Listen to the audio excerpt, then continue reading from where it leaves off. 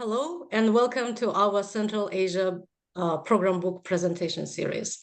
My name is Aytolkin Kurmanova. I'm an editor and a producer of several Central Asia-related platforms, and I will be happy to moderate today's event. We will be discussing a new book published in 2023 by Peter Lang Publishing House, which is called Mystical Forest, Collected Poems and Short Stories of Dungan Ethnographer Ali Dzhon.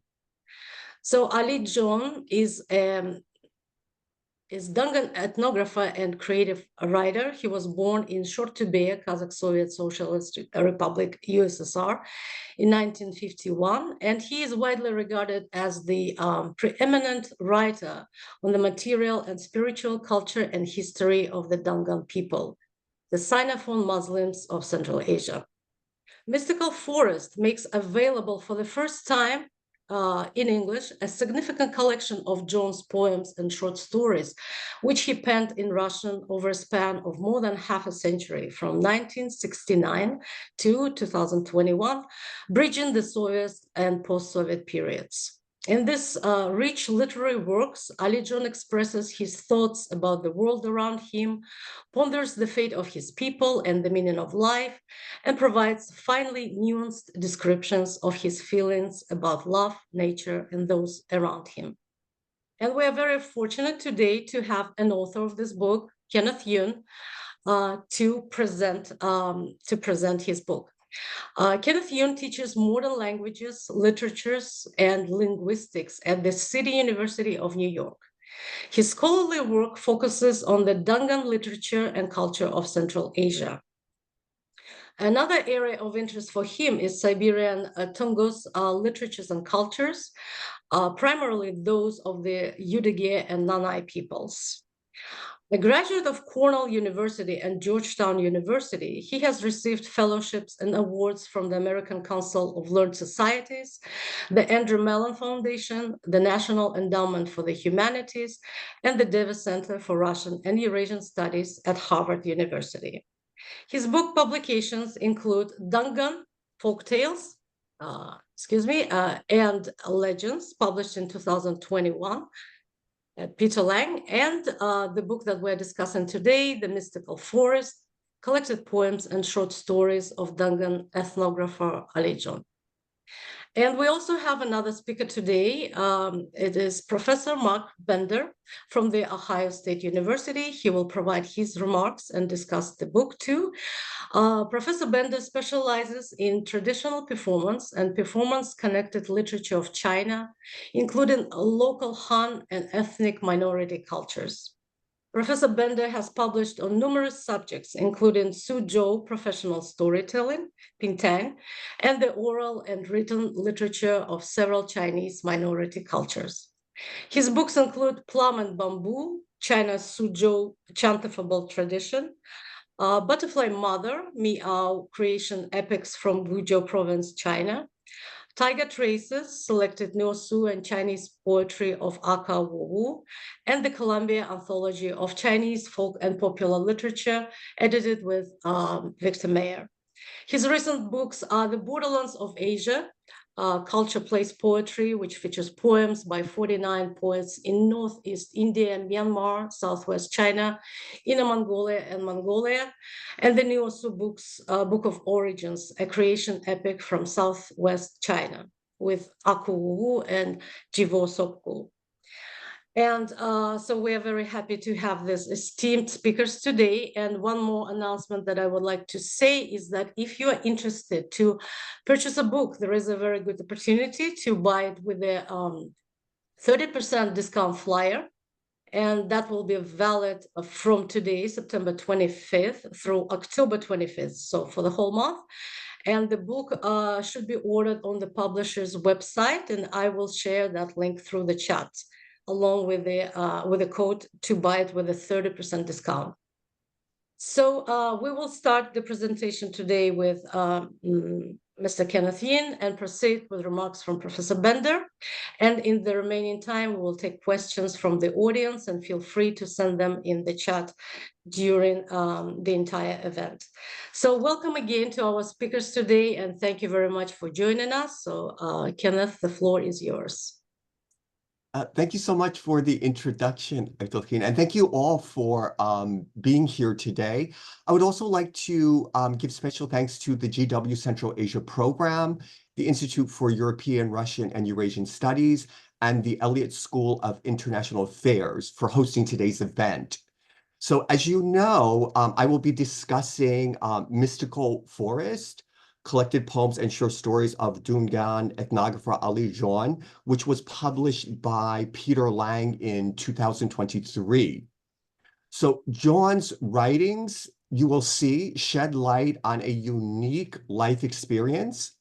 At the same time, in terms of his professional work, Dzhon stands out as a native ethnographer, that is, an ethnic Dungan studying his own people, when the classic ethnographic paradigm has been that of the non-native ethnographer, or someone on the outside looking in. So I'd like to begin with just a few brief comments about the Hui and the Dungans, right? So the Hui people, the Dungans are descendants of the Hui ethnicity of China, and the Hui people are an ethno-religious group predominantly composed of Chinese-speaking or Sinophone Muslims, numbering approximately 10.5 million, according to the 2011 Chinese census. And they are distributed throughout China, mainly in the northwestern provinces and the Central Plain or Zhongyuan region. So the Hui are one of 56 ethnic groups officially recognized by the People's Republic of China, which defines the Hui to include all historically Muslim communities not included in China's other ethnic groups. So I'd like to make a few comments about the Dungan or Hui migrations now from Northwest China to Central Asia. So these occurred in three major waves, right? The first in the winter of 1877 to 1878, in the immediate aftermath of the failed Dungan revolt under the Manchu Qing dynasty, and that revolt lasted from 1862 to 1877. The revolt is also known as the Tongzhi Huiluan, or Hui Minorities War, which was fought mostly during the reign of the Tongzhi Emperor of the Qing dynasty, and that emperor ruling from 1861 to 1875. The second wave of migration was from 1881 to 1884, following the signing of the Treaty of St. Petersburg in 1881, which restored to China the upper Ili Basin, which had been occupied by Russian troops since 1871 during the Dungan Revolt. Right? This information comes from Svetlana Rimsky-Korsakov-Dyer, as do many of the facts that I'm citing today about the Dungans. So in accordance with the terms of the treaty, which required the withdrawal of the Russian troops from the upper Ili Basin or the Kuljia area, the Dungans or Hui and Taranchi, who are today better known as the Uyghur people of the region, were allowed the option to move to the Russian side of the border, and many chose to do so rather than remained under the oppressive Chinese rule. And finally, the third major wave of migration took place in the first part of the 20th century until the border was closed in the early 1960s. And this was following the Great Chinese Famine, which lasted from 1959 to 1961. And most of the original Dungan settlers in Central Asia were poor, illiterate peasants or small urban craftsmen who came from Gansu Province, Shanxi Province, and Xinjiang. So in terms of the current numbers, according to the latest census data available as of 2020, there are an estimated 150,000 Dungans.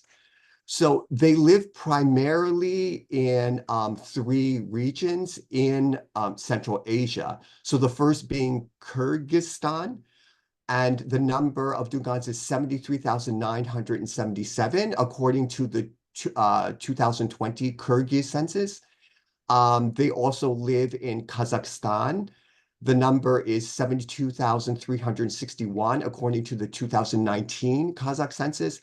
And finally, there are approximately 3,000 Dungans living in Uzbekistan, according to the 2009 estimates of the Dungan Cultural Center of Uzbekistan. So by tradition, the Dungans are Sunni Muslims of the Hanafi school, like most of their Central Asian neighbors. And the Dungans have traditionally had large families, often with between 6 and 8 children, and they enjoy a reputation as a hardworking and prosperous people. And again, this information comes from Svetlana Rimsky-Korsakov-Dyer. Okay. So now I'd like to begin to talk about Ali Dzhon, right, the Dungan ethnographer. So Dzhon holds the rank of senior researcher, in Russian, Starshy Nauchny Sotrudnik, in the Dungan and Chinese Studies Center of the National Academy of Sciences of the Republic of Kyrgyzstan. He holds an honorary title as honored worker of science, in Russian, Заслуженный деятель науки, of the National Academy of Sciences of the Kyrgyz Republic as well. So in addition to the traditional research work he has been engaged in as an ethnographer since 1978, Dzhon began pursuing creative literary modes of expression in 1969, while a student of literature at the Przhevalsky State Pedagogical Institute in the Kyrgyz Soviet Socialist Republic. So Dzhon's creative writing is rooted in his experiences as an ethnic Dungan in Central Asia, thus during the Soviet and post-Soviet periods, as Aytolkyan already mentioned in the introduction. So Dzhon's literary works are also interesting examples of literary anthropology, or what's sometimes also called anthropological poetics, whose development gained momentum in the 1980s, with anthropology becoming more open to literary theory and literary forms, and ethnographic poetry thus gaining increasing acceptance as a mode of representation. I'd like to show you now just a few photographs which appear in the book, Mystical Forest. The first shows is a group photo of the Dzhon family that was taken in 1973. And as you can see, Dzhon is in the front row on the far right, and seated next to him is his mother, who is an ethnic Russian. Interestingly, next to her, on her right, is the patriarch of the family. And then the eldest sister is sitting next to the father on the other side. And the others, the 6 others in the back, are his the other siblings. This is the next is a picture of Dzhon with his younger brother Evgeny Amin in 1974 during their service in the Soviet Army. And this is apparently when they returned home to Kyrgyzstan on a break to Central Asia. And finally, this is a very interesting picture of Dzhon in 1981 with Dungan Friends and National Poets of Kyrgyzstan. So Dzhon is in the back. He's the second from the right. And the Dungan Friends are next to him, standing in the back. And the National Poets of Kyrgyzstan are in the front. This was taken near the House of Culture, or Dom Kultury, in Alexandrovka, Chuy Oblast in Kyrgyzstan, for an event commemorating Dungan poet Yasser Shavaza's 75th birthday. And Yasser Shavaza is seated in the middle, in the front row, and he is the best-known Dungan poet. And he went by the pseudonym Xian Ma as well. And on the left in the front row, who's turned sideways, is Ali Tokumbayev, who wrote under the pseudonym Balka, so also a national poet of Kyrgyzstan. And then on the far right in the front row is Musa Zhaganziev. Okay, so there are many other photos too, if you have a chance to see the book.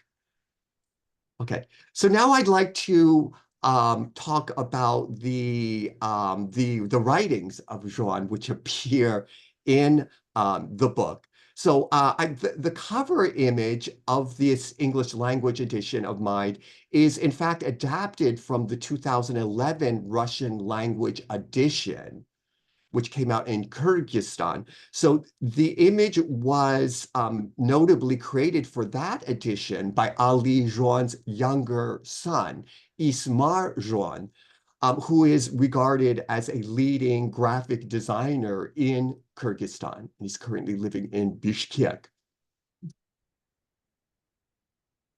So the first part of this book starts out with an introduction, and it's called Dzhon and His Place in the Dungan Literary World. And this introduction includes a brief biography of Dzhon, Dzhon's comments on the title poem, which Mystical Forest, which was representative in a lot of ways of the collection, and a translation of mind of a personal message to English language readers from Dzhon, and as well as an extensive bibliography, but nonetheless still a selected bibliography based on information that I received directly from Dzhon about focused mainly on his scholarly work. So the bibliography is a list of specifically book-length works, scholarly articles, and scholarly book contributions attributed to Dzhon based on his own reporting as of February of 2022. It's quite an extensive list. In addition to his 2 published volumes of Russian language poetry, which I've drawn upon for my English language edition, Dzhon has published more than 50 scholarly monographs and articles in Kyrgyzstan, Kazakhstan, Russia, China, and Japan. And Dzhon's works in Chinese translation, of which there are quite a few, in fact, appear under his Chinese name, Zhang R. Li. Right? So I do hope also to draw attention among Anglophone readers to, and also Russian language readers to Dzhon's extensive and very, very important academic work, in addition to his just really beautiful and just remarkable creative writing that I'll be focusing on today. Okay, so now I'd like to go through just briefly the 10 chapters that are in Mystical Forest and just highlight some points here. So the first 9 chapters consist of his just beautiful poetry. And what I did was organize them thematically. And then the 10th chapter is about his short fiction that is still extant, that I was able to translate from the Russian into English. So the chapter 1 is poems of what I call rumination. And these are the titles. So among these is a moving poem titled February 7th, 2020, which is the third from the bottom here in the right-hand column. And that is, as some of you may be aware, the date when interethnic conflict broke out within Kordai Rayon or district, Kazakhstan, during the Dungan Kazakh ethnic clashes that occurred over the course of several days in early February 2020. Chapter 2 contains what I'm calling here poems of autobiographical nature. So this chapter includes poems with a somber or serious tone, such as I Am to Blame, Fears, and Testimony on an Ethnic Topic, as well as those with a more playful or satirical tone.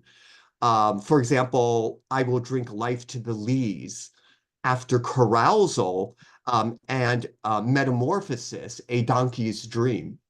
Mhm. Chapter 3 comprises poems about family. Among these poems are those dedicated to his wife, who is a Koryo Saram, or ethnic Korean in the post-Soviet states. Right? The poems also make reference to his two sons, Yevgeny and Ismar, to his mother, Valentina Sergeyevna, her maiden name is Fomina, I believe, who I mentioned is an ethnic Russian, and to his granddaughter, Avrora, who is the daughter of his youngest son, Ismar. Chapter 4 comprises poems about love. These poems, again, include those with a more serious tone, as well as those with a somewhat lighter tone, such as the poem titled A Joke of Old Eros.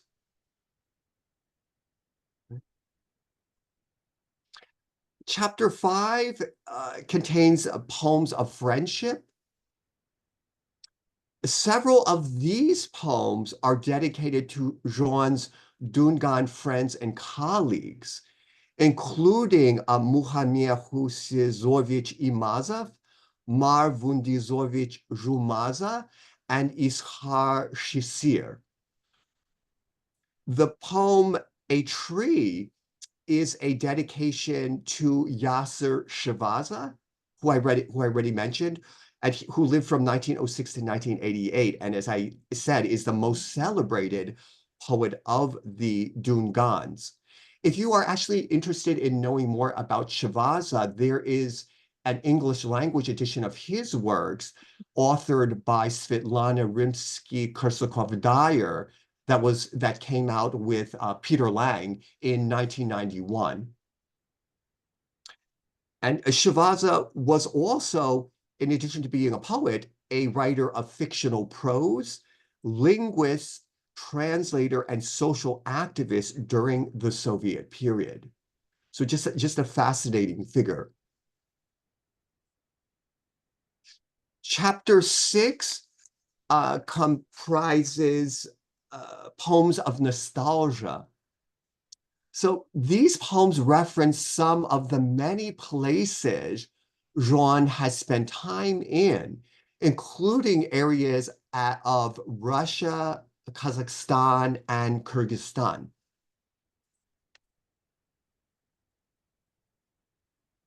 Chapter 7 contains poems of melancholy. So these poems include an early poem of Dzhon's written in 1970 titled Emulating Sergei Yesenin. So Sergei Yesenin, as you may know, was a famous Russian lyric poet of the Silver Age of Russian poetry, and he lived from 1895 to 1925. But as you will see, if you get a chance to look at this collection, the influence of Russian poets and writers on Dzhon is palpable. Chapter 8 is titled Poems of Nationalistic Character. Among these is Unrest, one of the longest poems in this collection. And it's a heart-wrenching piece about the first Dungan migration from Northwest China to Russian Central Asia following the suppression of the Dungan revolt in the late 19th century. To Dzhon Kasim is a poem dedicated to Dzhon's late uncle and all the veterans of the Great Patriotic War, or World War II, as it's better known in the West. Dzhon Kasim, the older brother of Ali Aliyevich Dzhon's father, was quite well known among the Dungans, for he was a jeweler who crafted traditional pieces. In the 1930s, he became artistic director of a professional music ensemble that performed folk tunes at the Philharmonic of the Kyrgyz Soviet Socialist Republic. He went missing in action in the battles near Stalingrad in the Great Patriotic War. So I think you could see this pursuit of both are sort of artistic as well as academic pursuits that run throughout Dzhon's family, which is just extremely, extremely interesting. And finally, just a comment about the poem by Yan Hu. So this poem is about the best known among the anti-Qing Hui commanders to flee to Russian territory, as some of you may know. So Bai Yan Hu and Dungan Bi Yan Hu, also known as Mohammed Ayub from the Arabic, was a rebel from Shanxi who fled with several thousand of his followers following their defeat in the Dungan Revolt of 1862 to 1877, settling in the village of Karakunuz, present-day Masanchi, Kazakhstan, near the border with Kyrgyzstan. So the group numbered 3,314 upon arrival in the spring of 1878, according to figures from Svetlana Rimsky-Korsakov-Dyer. Chapter 9 comprises poems of religious character, and this is the last chapter of poetry. Here, the poem Dua pertains to the act of supplication regarded by Muslims as a profound act of worship, as some of you may know. And the poem that I've translated as Friday Prayer is about the special congregational prayer Muslims hold every Friday in the early afternoon in place of the ordinary Zuhr prayer, as some of you may know as well. Okay. So next, I'd like to make a few brief comments about Dzhon's just a marvelous short fiction. So the final chapter, chapter 10, includes my own English translations of 4 of Dzhon's short stories. So the first 3 of these first short stories appearing in the English language volume were previously published in Dungan translation in the Dungan newspaper 10月第七, which translates to October Banner, right? The 4th story here, which I translate as Bitter Root or Gorky Kordian in Russian, has neither been published in the original Russian nor been published in translation until now. So just a few comments about each of these, perhaps to whet your appetite. The bicycle is a story about a Dungan youth's attempt to retrieve his treasured bicycle, which leads to important revelations of identity and self. The second short story here, Tales of Grandmother Mayan, is a story in which Grandmother Mayan tells her young grandson about the strange goings-on in a vacated neighborhood house that the villagers believe to be cursed, and a mysterious incident soon ensues on the manor. The third short story, Last Song, searches for the meaning behind a sad melody played by an old man on his camus, which is a three-stringed fretless lute used in Central Asian music, as many of you may know. And finally, Bitter Root is a story structured as a dialogue or playlet, and it follows the life paths and mutually unanswered yearnings of an unnamed man and woman, beginning from their school-age friendship through their time as parents to growing children. And as you can see, these are all set in the Dungan communities in Central Asia, and all have Dungan characters. So finally, and what I would like to do is here show you the original of one of the poems that's in this selection, Mystical Forest, and also my English language translation. So the poem that I chose for this presentation is Ma San Chi.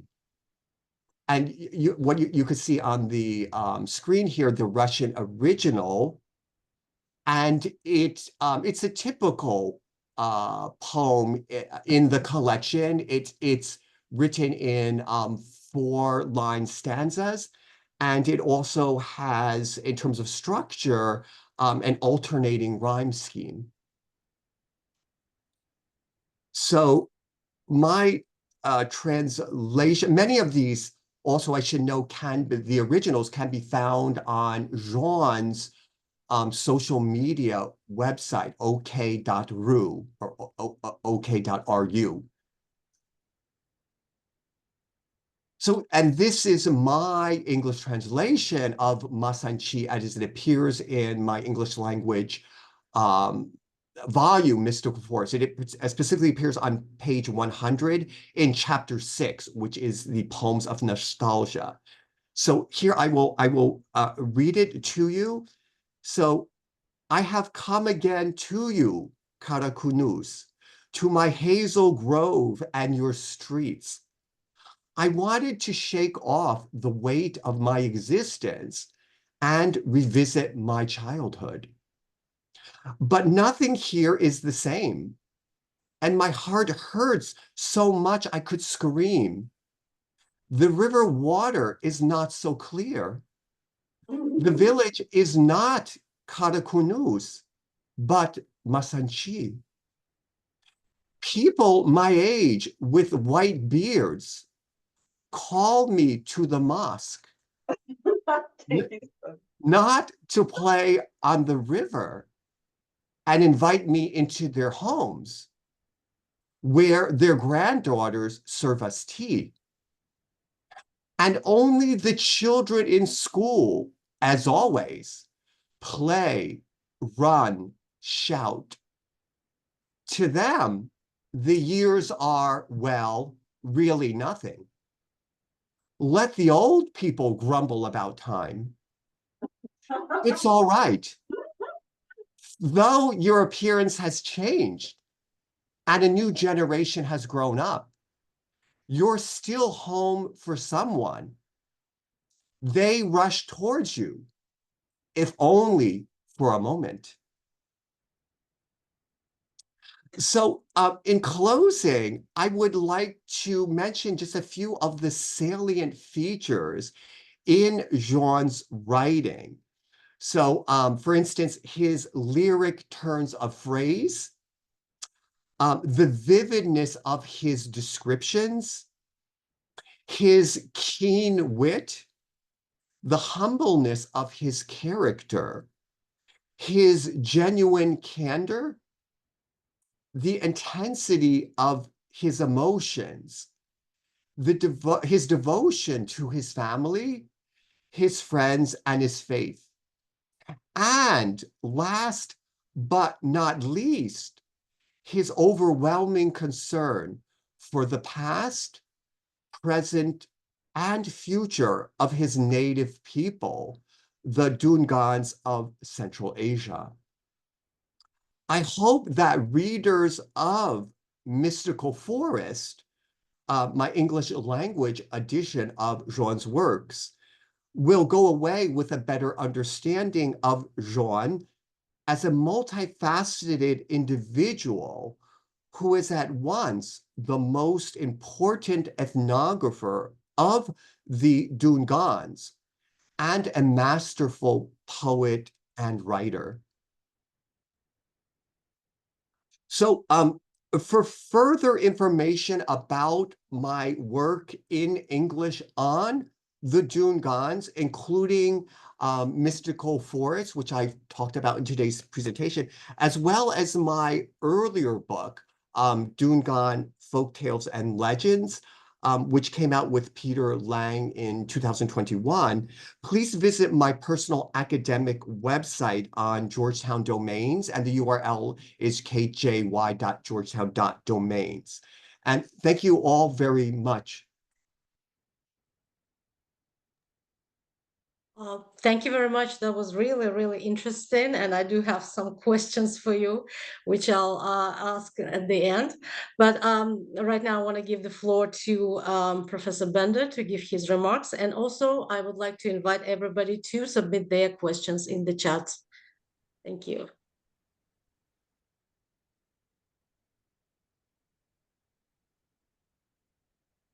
Hello. Thank you for inviting me to say a few remarks to accompany Kenneth J. Eanes' presentation of his wonderful book, Mystical Forest, a book which opens the world of a Dungan writer from Kyrgyzstan to global audiences. As the translator of the volume, Professor Eanes has played the crucial roles of both literary scholar and ethnographer, two roles which I feel greatly contribute to translating works which are set deeply within local cultural contexts. Although Ali Dzhon is a contemporary writer, as Professor Eanes noted, his work is very much informed by his own ethnographic work among the Dungan and deep readings into the complex linguistic warrens of Dungan oral and written literature. In my review of Professor Eanes' earlier work, which was a translation of Dungan folk stories compiled by the late, great Russian sinologist, Professor Boris Rifkin, I noted that in all, Kenneth J. Eanes has presented the English-speaking world with an accessible volume of stories that were collected, translated, and edited by a constellation of cultural workers, which included one of Russia's great sinological folklorists, offering a collection of tales that adds more data for comparisons of Asian folk narratives and contributes to a wider understanding of Dungan Hui folk narrative and lore. And of course, what I'm referring to is Kenneth Eanes' translation of Dungan folktales and legend. In Professor Eanes' editing and translating of Mystical Forest, he demonstrates not only deep engagement with Dungan literature, but a resonant connection with the creative soul of Ali Dzhon.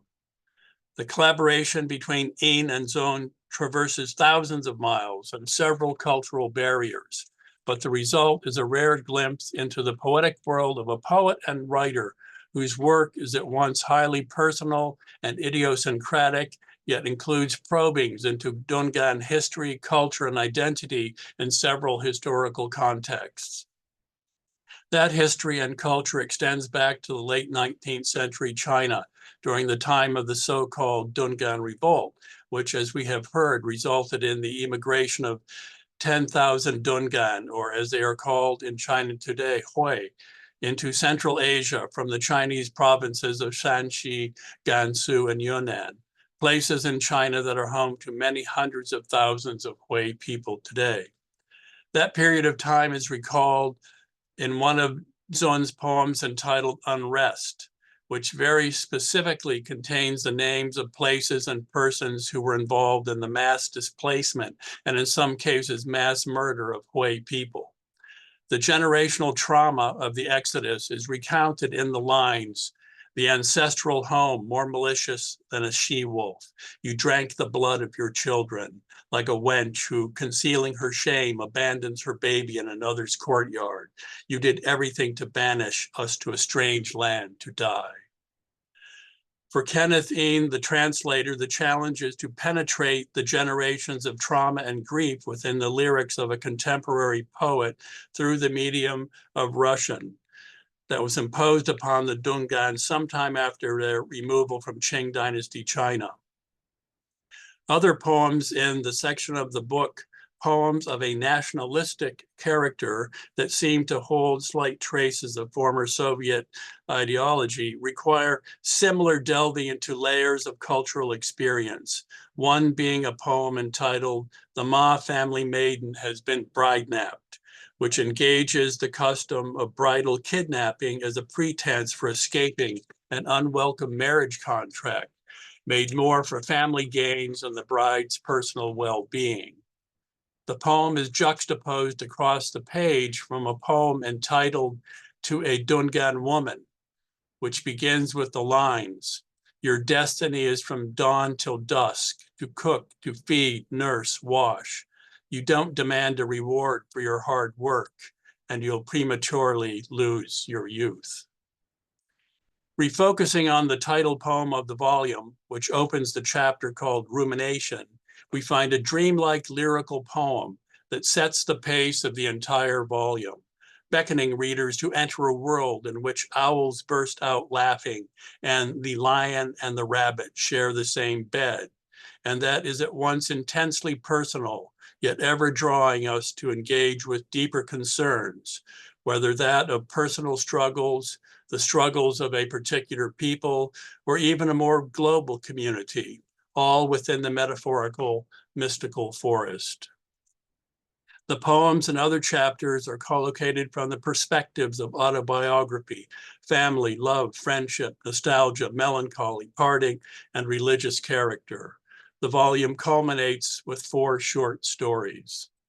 Mystical forest can be considered in juxtaposition with Hui writing from China, the foremost author being Zhang Chengzhi, who writes in Chinese and whose works include The Black Steed, translated by Stephen Fleming.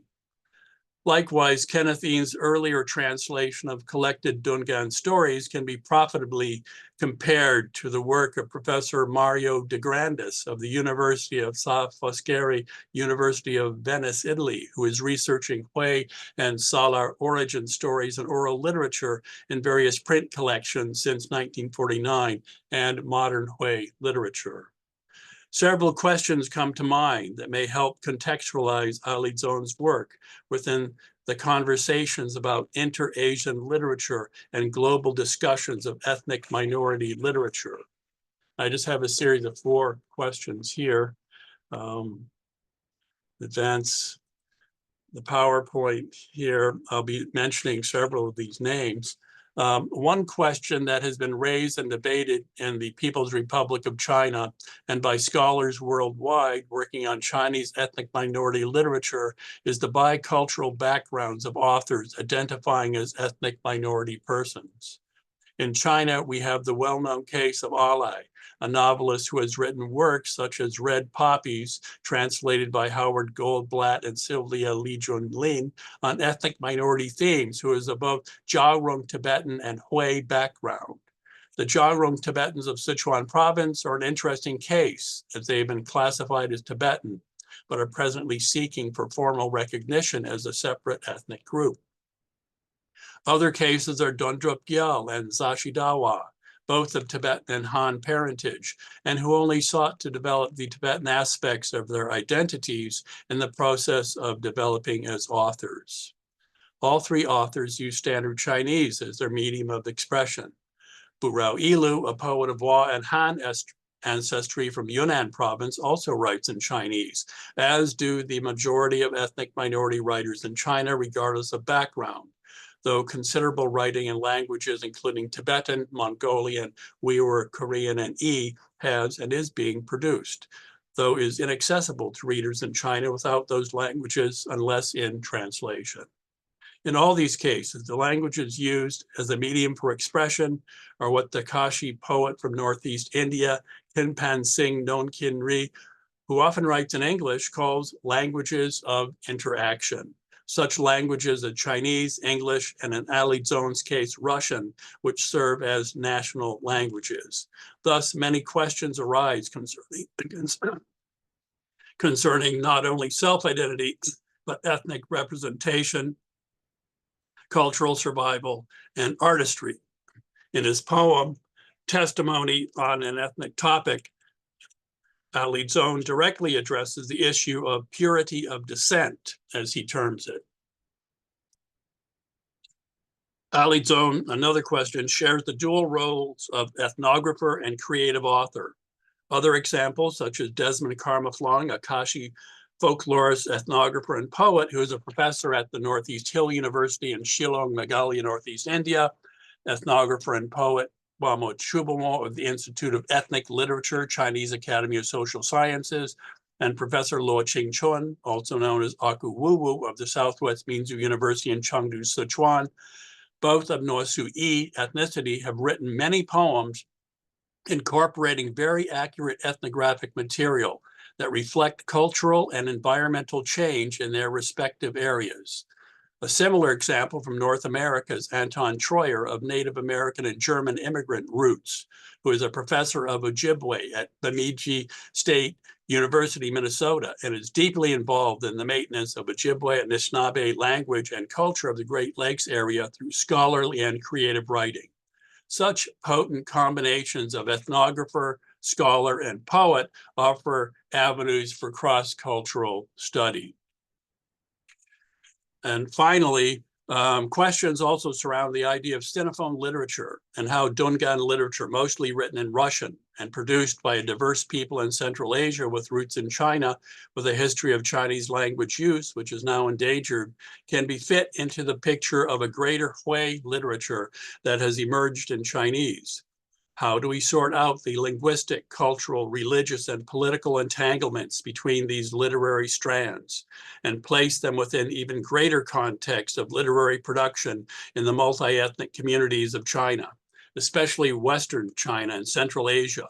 Is alignment with Sinophone poetry the best option, or are there other configurations that would be useful to explore in critiquing Dungan literature and similar cases?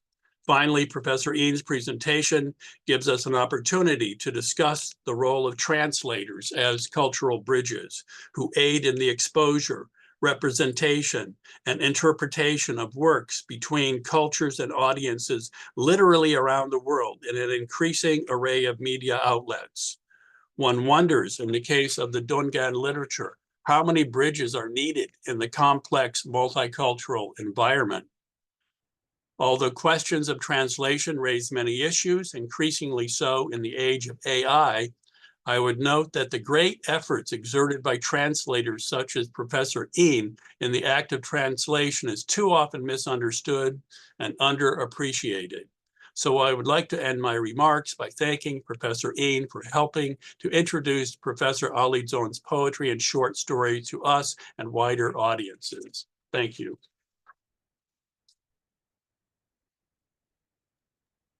Thank you very much, Professor Bender, for your really interesting remarks. And I see that you did pen several questions. I don't know if you, Professor Eanes, do you want to answer any of them, or you just want to go straight ahead to the questions from the audience? Yeah, I just put those out there just whatever. Yeah. Yeah, I really want to thank Professor Bender for that, very brief but just information-packed presentation. I was just writing the entire time and just thinking, and I just really appreciate. I guess just very a brief remark about how in terms of this particular collection, how the poems, they are deeply personal, of course, and say a lot about Dzhon as an individual, but at the same time, there's such greater implications of the writing, for example, for ethnic identity, as for cultural identification, as well as cultural preservation. I think that was a theme of what Professor Bender was saying. I just really want to thank you for that. Yeah. And in interest of time and hearing the questions that I know the audience has, I'm going to turn it over in this 10 minutes now. Yes. Well, thank you very much again. I do have a few questions. I think I've read a few questions from the audience, so I can kind of understand. But the main question is the language. So Ali Dzhon writes in Russian, I guess exclusively, right? And so you already mentioned that Russian literary tradition has influenced him a lot. You mentioned Yesenin, but I was wondering whether he incorporated any other poetic traditions. I don't know, maybe Chinese poetic traditions or Islamic, Muslim poems, the genres like ghazal or something like that. Does he really play with different styles? Because, Dungan people, as well as Central Asia, we are this crossroads of different influences. And sometimes we can play around with different styles and tones. So specifically, for example, the Muslim traditions, that's kind of my question. Yes, exactly. Yeah, that's a great question. So yeah, so as I already said, yeah, the Russian influence is quite palpable in the writing, right? But also there is definitely Chinese influence also in the poetry. If you have a chance to actually look at the selections here, and I know that Dzhon has also told me that some of his favorite poets and writers include, for example, Chinese poets, I believe from the Tang Dynasty, right, which was the golden age of Chinese poetry. And yes, absolutely, also influences also from the Muslim. I think maybe you might have been able to see from just some of the titles, as well as, of course, from the Central Asian as well, sort of the Dungan sort of being sort of there at the crossroads, sort of Central Asia. So yeah, and I guess I appreciate also Professor Bender also mentioning my earlier work about the Dungan folktales and legends. And particularly in that, I also talked a lot about, in particular, about the Muslim, Central Asia, and Chinese actually influences on that traditional oral form of the Dungan. So that definitely also is part of the collection as well. Absolutely, yeah. Thank you very much. And another question, just to follow up on the on Islam, is that you picked the poem, the main poem from the collection, The Mystic Forest.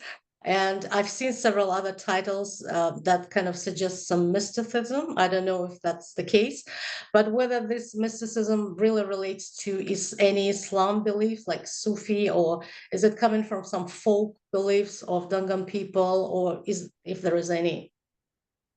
Right. Yeah, a great question. So in Russian, the title is Tiny Lies, and I took it from the first of the two published Russian language editions of Dzhon's poetry, the first being published in 2011 and the second in 2021. The second one was titled Miao Osian, right? So I combined the poems from that Russian language collection, Tiny Lies, and from the Miao Osian. Miao Osian means my autumn. From the second one into this collection, and also added other newer poems that Dzhon only put out on his social media website, which I mentioned, the ok.ru, correct? So, and then I organized them thematically. There didn't seem to be any overriding sort of organizational concept for the two volumes. And those two volumes, as I explained in my English language volume, were both gifts. The publication were gifts from his colleagues and friends to him, because he's been working on this creative writing for so long that they wanted him to have it in some sort of book form. Yeah, so so in terms of I'm trying to remember actually what your question was in terms of the Islam, correct? In the mysticism, correct. I'm sorry. Yeah. In terms of the title, right? So it's interesting, of course. I mean, translation, which Professor Bender mentioned, is sort of it's a fascinating sort of thing to do, but it's very tricky. It is very tricky. So originally, I was, a more sort of direct translation of the title would have been something like Secret Forest. Secret, yeah. And that's what originally what I thought. But then when I was thinking about it and looking sort of at some of the recurring themes in the poetry, I decided that as a matter of translation, actually mystical would perhaps work better. So that part, I guess, really comes from me as opposed to something specifically about Islam or Sufism or something, just to make that sort of clear. So in the Russian, there was not that sort of, maybe as much that element of the mysticism in it. Right. Okay. And actually, it's interesting that you mentioned that, because there was a review that came out. I have a link to it on my website on the Dungan Studies page. It was in Russian. It was in the Dungan newspaper and was written by one of Dzhon's colleagues, and actually specifically addressed that point about how it seems to the title itself, and how it seems to be somewhat, maybe a little bit different from what the actual Russian sort of title is. So that's a little bit of the liberty that I guess that I took as a translator, if you will, in a way. But I didn't have any intention, anything beyond the sort of, this idea of sort of it sort of being like a secret forest, or things that are concealed that we don't know as we're walking into a forest, and hence, things that we may not know about ourselves as we sort of go through life, and things that we're sort of learning. I think that is actually what Dzhon himself says in his brief comments about that title poem, which I've translated actually part of in the introduction to the work, if you have a chance to look at it. Right. Thank you very much. You're welcome. The other question, I'm just reading from some of the questions from our colleagues. So you addressed I think we talked about how Ali Dzhon was really writing about trauma of Dungan people, and about historical events that led to certain migrations and things like that.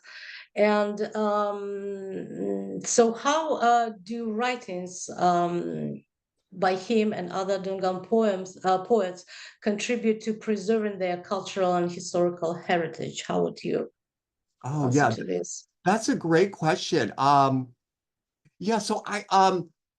Dzhon is just such not just fascinating, but truly important figure within the Dungan community, not just in terms of being well respected and the amount of work that he's done for the Dungan people, in terms of his scholarly work, which I took time to actually translate and put into the extended bibliography here. And in addition to his creative writing, but just his